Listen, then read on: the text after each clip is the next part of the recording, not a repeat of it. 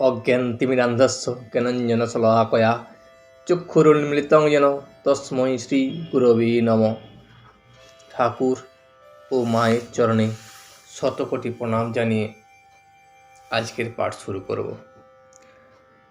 আজ আমরা পাঠ করব পঞ্চদশ খণ্ডের চতুর্থ পরিচ্ছেদ।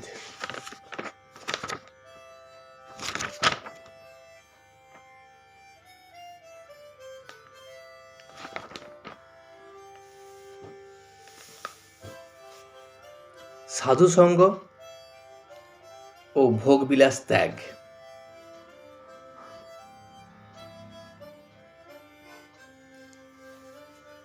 শ্রীরামকৃষ্ণ ডাক্তারকে বললেন, সাধুসঙ্গ সর্বদাই দরকার, রোগ লেগেই আছে।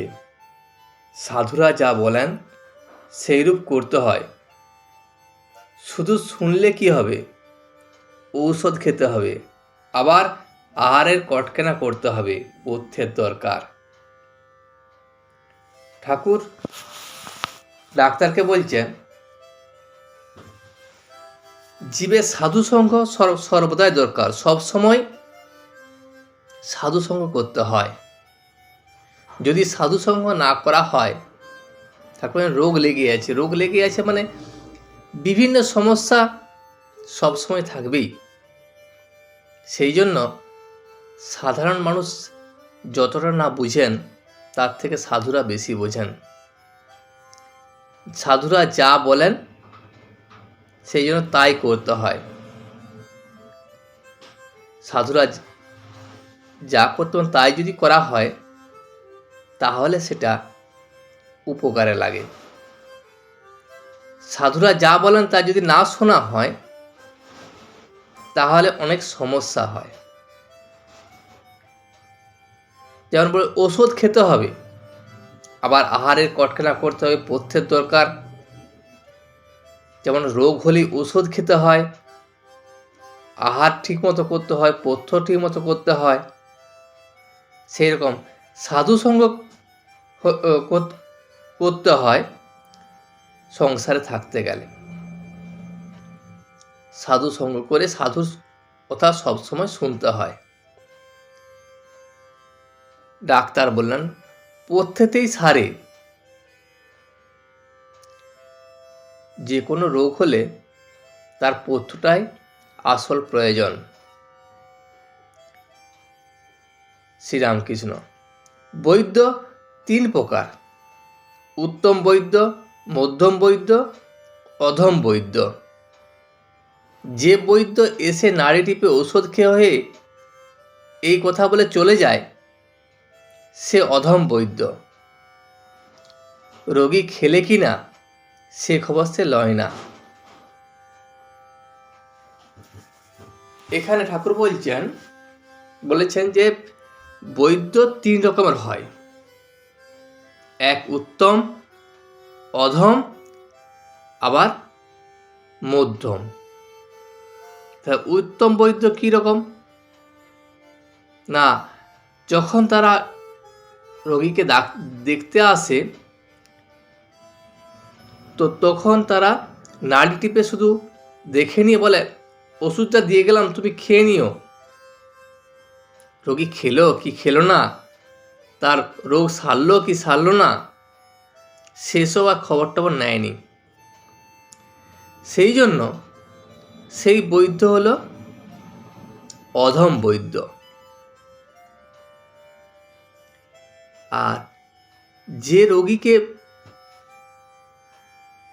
রোগী না খেলে কি না, যে বৈদ্য রোগীকে ওষুধ খেতে অনেক করে বুঝায়, যে মিষ্ট কথাতে বলে, ওহে ঔষধ না খেলে কেমন করে ভালো হবে, লক্ষ্মীটি খাও, আমি নিজে ওষুধ মেরে দিচ্ছি, খাও, সে বৈদ্য মধ্যম বৈদ্য। আর যে বৈদ্য রোগী কোনো মতে খেলে না দেখে বুকে হাঁটু দিয়ে জোর করে ওষুধ খাইয়ে দেয়, সে উত্তম বৈদ্য। এর মধ্যম বৈদ্য হল যারা রোগীকে দেখে এবং রোগীকে বোঝায় যে ওষুধ না খেলে ভালো হবে না, আমি ওষুধটা ঠিক করে দিচ্ছি, তুমি ওষুধটা খেয়ে নাও, খেয়ে নিলেই তাড়াতাড়ি ভালো হয়ে যাবে, সেই বৈদ্যটি হচ্ছে মধ্যম বৈদ্য। আর ঔষধ না খেলে যেই বৈদ্য বুকে হাঁটু দিয়ে জোর করে ওষুধ খাইয়ে দেয়, সে হলো উত্তম বৈদ্য। সেই রকম যারা আচার্য বা গুরু, তারাও ঠিক এই ধরনের হয়। ঠাকুর গুরুর সঙ্গে তুলনা করেই এখানে বৈদ্যের উদাহরণ দিয়েছেন। ডাক্তার বললেন, আবার এমন ওষুধ আছে যাকে বুকে হাঁটু দিতে হয় না, যেমন হোমিওপ্যাথিক। হোমিওপ্যাথিক ওষুধ খেলে কিছুই করতে হয় না, রোগী আপনা হতে খেয়ে নেয়। শ্রীরামকৃষ্ণ, উত্তম বৈদ্য বুকে হাঁটু দিলে কোনো ভয় নাই। যারা উত্তম বৈদ্য তারা জানে কীভাবে ওষুধ খাওয়াতে হয় রোগীকে, সেই জন্য তারা যদি বুকে হাঁটু দিয়েও দেয় তাতেও কোনো ভয় থাকে না। এরকম বৈদ্যের মতো আচার্যও 3 প্রকার। কি কি? যিনি ধর্ম উপদেশ দিয়ে শিষ্যদের আর কোনো খবর লন না, তিনি অধম আচার্য। বৈদ্য যেমন রোগীকে ওষুধটা দিয়েই সে চলে যায়, আর কোনো খোঁজ খবর নেন না, ঠিক আচার্যও সেরকম শিষ্যদের ধর্ম উপদেশ দেওয়ার পর আর তার কোনো খোঁজ খবর নেন না, তিনি অধম আচার্য। যিনি শিষ্যদের মঙ্গলের জন্য তাদের বারবার বুঝান যাতে উপদেশগুলি ধারণ করতে পারে, অনেক অনুনয় বিনয় করেন, ভালোবাসা দেখান, তিনি মধ্যম আচার্য। এখানেও রোগীকে যেমন মিষ্টি কথায় যারা বলেন যে বৈদ্য, যে ওষুধটা খেয়ে নাও, লক্ষ্মীটি খাও, আমি নিজে ওষুধ মেরে দিচ্ছি, এইভাবে রোগীকে ওষুধ খাওয়ানোর চেষ্টা করে, সেই রকম যারা মধ্যম আচার্য তারাও শিষ্যদের বারবার বোঝান যে আমি যে উপদেশগুলি দিচ্ছি সেই উপদেশগুলি তুমি মেনে চলো, এবং শিষ্যদের প্রতি তার প্রচুর ভালোবাসা থাকে, তিনি মধ্যম আচার্য। আর যখন শিষ্যেরা কোনো মতে শুনছে না দেখে কোনো আচার্য জোর পর্যন্ত করেন, তাকে বলি উত্তম আচার্য। যেমন উত্তম বৈদ্য বুকে হাঁটু দিয়ে ওষুধ খাইয়ে দেয়, ঠিক সেই রকম শিষ্যরা যদি কথা না শুনে আচার্য তাকে জোর করে এবং জোর করে কথা শুনতে বাধ্য করায়, তিনি হলেন উত্তম আচার্য। স্ত্রীলোক ও সন্ন্যাসী কঠিন নিয়ম। সন্ন্যাসীদের কঠিন নিয়ম পালন করতে হয়, স্ত্রীলোক থেকে দূরে থাকতে হয়। ডাক্তারকে বললেন, ঠাকুর, সন্ন্যাসীর পক্ষে কামিনী কাঞ্চন ত্যাগ এবং স্ত্রীলোকের পট পর্যন্ত সন্ন্যাসী দেখবে না। স্ত্রীলোক কিরূপ জানো? যেমন আচার তেঁতুল, মনে করলে মুখে জল সরে, আচার তেঁতুল সম্মুখে আনতে হয় না। যারা সন্ন্যাসী হয় তাদের কামিনী কাঞ্চন প্রথমেই ত্যাগ করতে হয়। কামিনী কাঞ্চন যদি ত্যাগ না করতে পারো, তুমি সন্ন্যাসী হতে পারবে না। স্ত্রীলোকের পট না স্ত্রীলোকের ছবি পর্যন্ত সন্ন্যাসী দেখা উচিত নয়। স্ত্রীলোক থেকে অনেক দূরে থাকতে হয় সন্ন্যাসীকে। স্ত্রীলোক তেঁতুল এবং আচারের সঙ্গে তুলনা করেছেন ঠাকুর স্ত্রীলোককে, কারণ তেঁতুল এবং আচার দেখলে বা তেঁতুল আচারের কথা শুনলে মুখে জল চলে আসে। সেই জন্য স্ত্রীলোক যদি দেখে তাহলে সন্ন্যাসীর কামিনীর প্রতি মন চলে যায়। সেই জন্য স্ত্রীলোক থেকে সন্ন্যাসীকে দূরে থাকতে বলেছেন। কিন্তু এ কথা আপনাদের পক্ষে নয়, এ শুধু সন্ন্যাসীর পক্ষে। সংসারী লোকের পক্ষে এই কথা নয়, শুধু যারা সন্ন্যাসী তাদের পক্ষেই এটা সম্ভব। আপনারা যতদূর পারেন স্ত্রীলোকের সঙ্গে অনাসক্ত হয়ে থাকবেন। মাঝে মাঝে নির্জন স্থানে গিয়ে ঈশ্বর চিন্তা করবে, সেখানে যেন ওরা কেউ না থাকে। ঈশ্বরেতে বিশ্বাস ভক্তি এলে অনেকটা অনাসক্ত হয়ে থাকতে পারবে। সন্ন্যাসীরা স্ত্রীলোকের কাছে থাকবে অথচ স্ত্রীলোক থেকে অনাসক্ত হয়ে থাকবে, তাদের প্রতি আসক্ত হয়ে থাকবে না। তারা মাঝে মাঝে ঈশ্বর চিন্তা করবে, নির্জনে গিয়ে ঈশ্বর চিন্তা করবে, সেখানে যেন কেউ না থাকে। এমনকি সেখানে স্ত্রীলোকেরাও যেন না যায়। ঈশ্বরতে ভক্তি যখন আসবে, ঈশ্বরতে বিশ্বাস যখন আসবে, তখন আপনা হতেই অনাসক্ত হয়ে পড়বে। দুই একটি ছেলে হলে স্ত্রী পুরুষ দুইজনে ভাই বোনের মতো থাকবে, আর ঈশ্বরকে সর্বদা প্রার্থনা করবে যাতে ইন্দ্রিয় সুখেতে মন না যায়, ছেলেপুলে আর না হয়। গিরিশ ডাক্তারকে বললেন, আপনি এখানে 3-4 ঘন্টা রয়েছেন, কই রোগীদের চিকিৎসা করতে যাবেন না?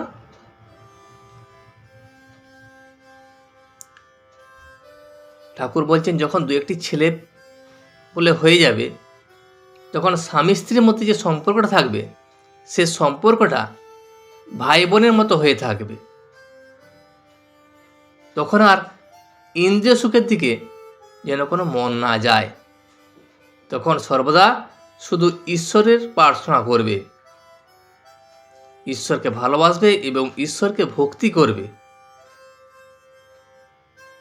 গিরিশ তখন ডাক্তারকে বললেন, আপনি এখানে 3-4 ঘন্টা রয়েছেন, আপনার রোগীরা আছে তো, রোগীদের চিকিৎসা করতে যাবেন কখন?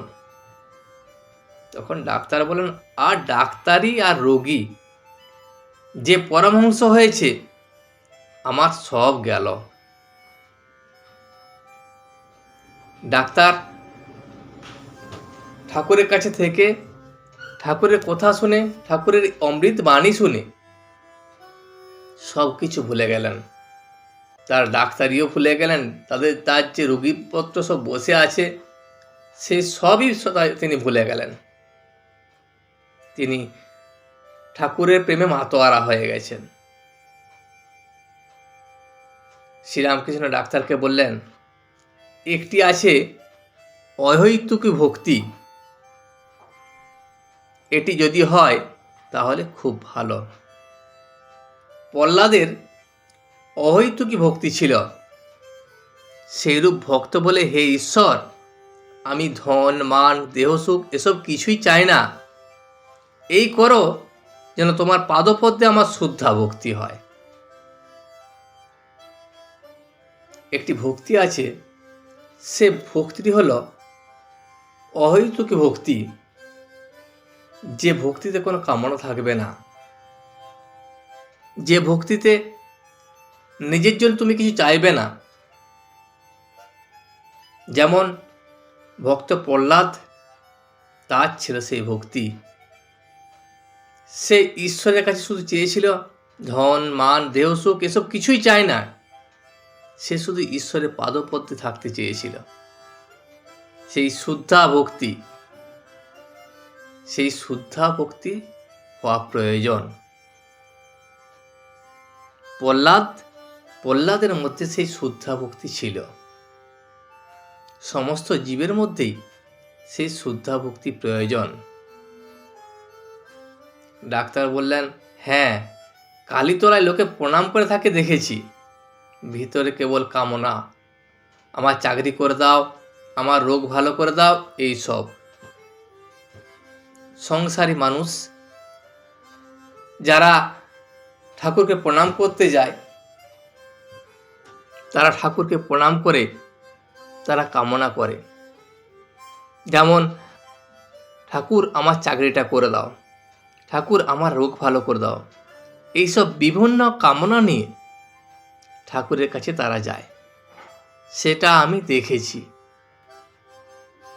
ঠাকুরকে বললেন, যে অসুখ তোমার হয়েছে লোকেদের সঙ্গে কথা কওয়া হবে না, তবে আমি আসব, কেবল আমার সঙ্গে কথা কইবে। শ্রীরাম কৃষ্ণ, এই অসুখটা ভালো করে দাও, তার নাম গুণগান করতে পায় না। ডাক্তার ধ্যান করলেই হলো।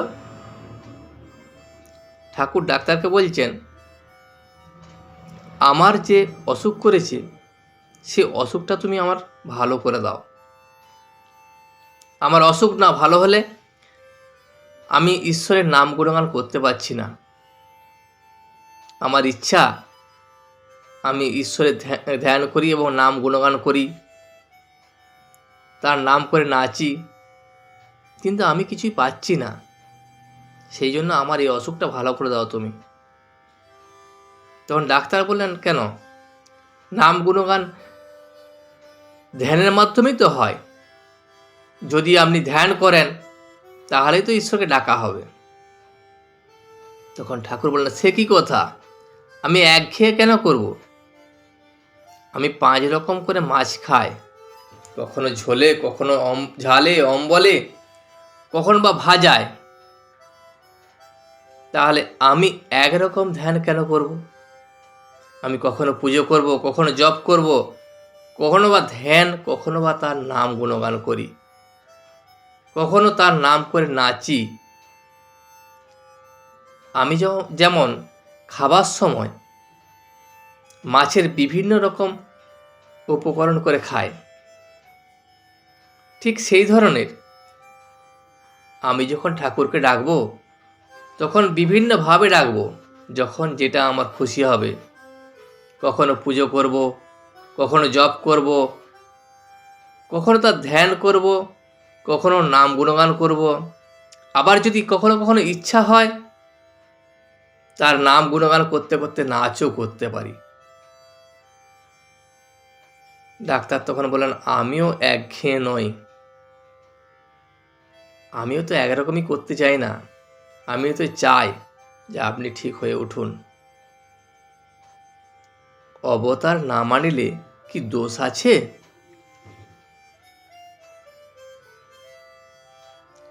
শ্রীরামকৃষ্ণ, তোমার ছেলে অমৃত অবতার মানে না, তাতে দোষ কি? ডাক্তারের ছেলে অমৃত, তিনি অবতার মানেন না। ঠাকুর বলছেন, অবতার যদি নাই মানে থাকেন তাতে দোষের কি? তাতে তো দোষ কিছু নাই। তার ইচ্ছা হলে সে মানবে, যদি না ইচ্ছা হয় না মানবে। ঈশ্বরকে যদি নিরাকার বলে বিশ্বাস করলে তাকে নিরাকার হিসেবে পাওয়া যায়, আবার সাকার বলে বিশ্বাস থাকলে তাকে সাকার হিসেবে পাওয়া যায়। তাতে বিশ্বাস থাকা আর শরণাগত হওয়া, এই দুটি দরকার।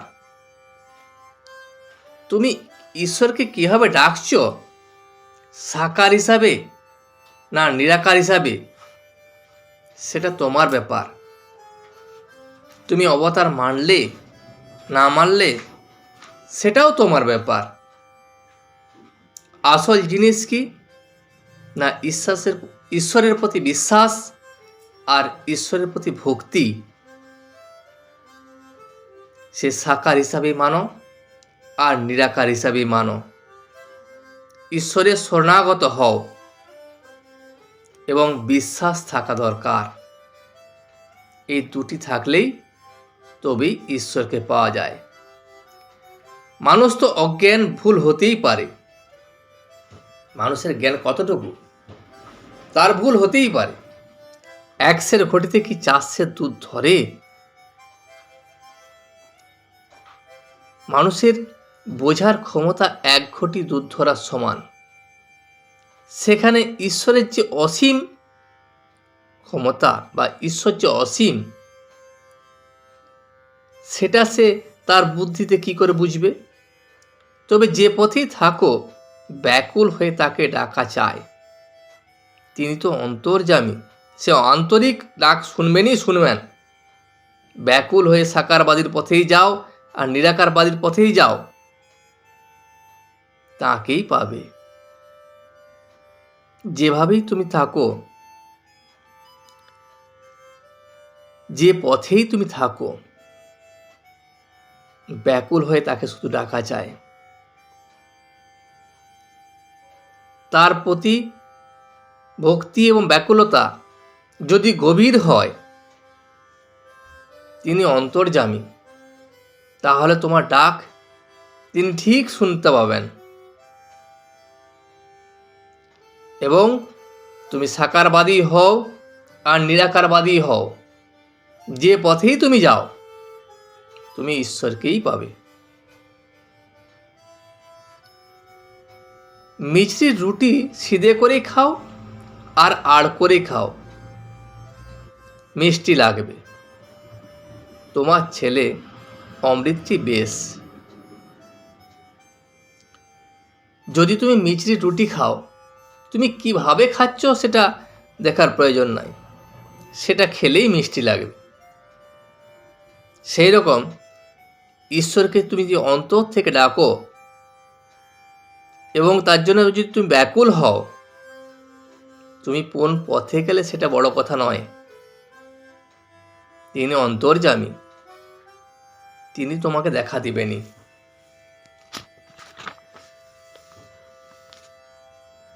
ডাক্তার বললেন, আমার ছেলে তো তোমার চেলা। তখন শ্রীরামকৃষ্ণ বললেন ডাক্তারকে, আমার কোন শালা চেলা নাই? আমার চেলা কেউ নয়, কোনো শালা আমার চেলা নাই, আমি সকলের চেলা। সকলে ঈশ্বরের ছেলে, আমি ঈশ্বরের দাস। আমিও ঈশ্বরের ছেলে, আমিও ঈশ্বরের দাস।